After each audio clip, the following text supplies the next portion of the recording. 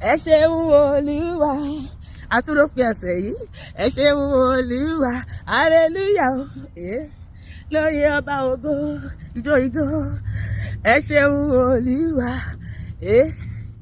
Èmi àjò ìjó Jésù tí dòde o. Èmi àjò ìjó Jésù oyin mọ́mọ́. Tanana tajitasi. Tanana tanana. Mo wà láyé, mo tún wà láyé, mo yí bàbá. Èmi àjò ìjó Jésù oyin mọ́mọ́. Tanana tanana tanana. Ó ṣé o Jésù, ìwọ ló ní ògo, pariwo. Ó ṣé o Jésù, ìwọ ló ní ògo. Títí ayé mi lèmi yóò máa yìn ọ́. Títí ayé o lèmi yóò máa yìn ọ́. Ó ṣé o Jésù, ìwọ ló ní ògo lórí ayé wa. Ó ṣé o Jésù, ìwọ ló ní ògo. Títí ayé mi lèmi yóò máa yìn ọ́. Ṣé báyìí? Ó ṣé o Jésù, ọba mímọ́. Ó ṣé o Jésù, Elédùmarè o. Ẹ̀yin nìkan lánàá, ẹ̀yin nìkan lónìí. Ẹ̀yin nìkan títí ayérayé, Elédùmarè àgbé ọ̀gá. Kò má sọ́ba bí rẹ o, tá a bá fògo fún láyé. Kò sọ́ba bí rẹ o, tá a bá gbéga. Ọmọ Ọlọ́run ké hallelujah, jẹ́ ká gbọ́ hallelujah. Ọmọ Ọlọ́run ké hallelujah o, hallelujah o.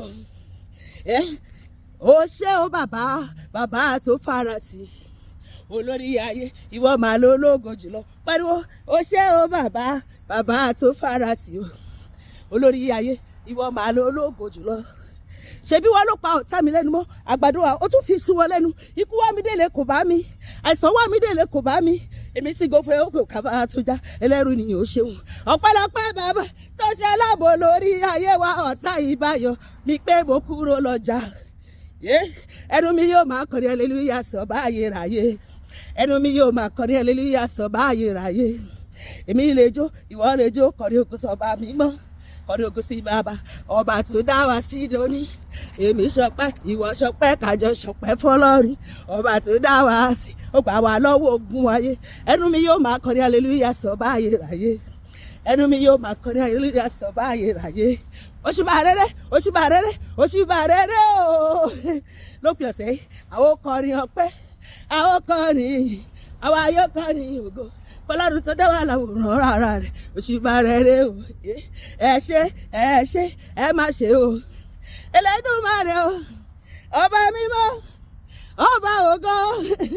Ẹ ṣé fọ́pin ọ̀sẹ̀ yìí o.